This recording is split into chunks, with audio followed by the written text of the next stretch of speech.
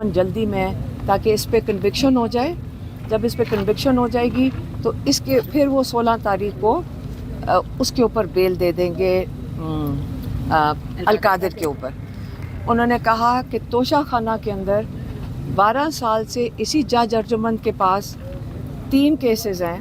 ایک وہ پروہیبٹڈ چیزوں کا جو آپ پاکستان کے توشہ خانہ کے ریکارڈ سے نکال نہیں سکتے، وہ ہیں گاڑیاں.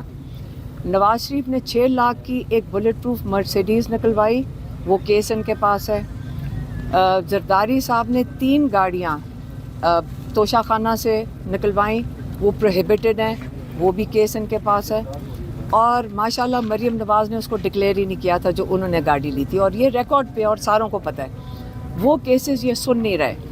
اور جو القادر ہے اس کے اندر زلفی بخاری، کیونکہ وہ جھوٹے گواہ نہیں دینا چاہتے، ان کی پراپرٹی نیلام کی جا رہی ہے پاکستان کے اندر. انہوں نے کہا یہاں اتنا بڑا ویٹ سکینڈل ہوا ہے، یہاں پہ اتنا بڑا کیا تھا چینی کا سکینڈل ہوا ہے، ہاؤسنگ سوسائٹیز کا سکینڈل ہوا ہے. کسی کے اوپر ایک تحقیقات یا کوئی ڈسکشن نہیں ہو رہی. لیکن آپ نے عمران خان کو جیل میں رکھنے کے لیے، بشرا بی بی کو اور کئی ہزار لوگوں کو آپ نے ان کے اوپر 9 مئی کے بعد اتنے کیسز بنا دیے ہیں، کوئی ایویڈنس کے بغیر، کوئی CCTV فوٹیج کے بغیر. اس لیے انہوں نے پاکستانیوں کو میسج دیا ہے کہ دیکھیں، یہ اگر آپ دیکھیں پاکستان میں جو بچی ہوئی تھی اخلاقیات اور رول آف لا، جو انصاف کا نظام ہے، وہ بالکل ختم ہو چکا ہے.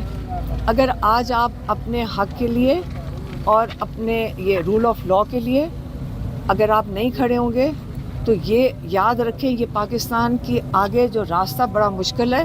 یہاں ترقی کا راستہ نہیں ہے، یہاں پہ بہت برے حالات آئیں گے اکنامکلی. پہلے ہی 30 لاکھ لوگ ملک چھوڑ کے جا چکے ہیں پچھلے 2-3 سالوں میں. اس لیے آپ کو اس پہ احساس ہونا چاہیے کہ انہوں نے کہیں اخبار میں بھی پڑھا کہ ٹیکسٹائل ملز کہہ رہی ہیں ہم ایکسپورٹ کرنا بند کر رہے ہیں کیونکہ یہاں پہ اس وقت اتنی جو پالیسی کے حالات ہیں وہ اتنے خراب ہیں. تو اس لیے عمران نے کہا کہ یہ جو پاورٹی جو غربت ہے، یہ غربت کی لکیر سے اور لوگ نیچے دھکیلے جائیں گے. اس لیے جو حضرت علی کا قول ہے کہ کفر کا نظام چل سکتا ہے، ظلم کا نہیں. اس لیے آپ اپنے حق کے لیے، آپ کے لیے یہ پاکستانیوں کو انہوں نے کہا ہے کہ آپ کو اپنے حق کے لیے کھڑے ہونا پڑے گا. مہربانی.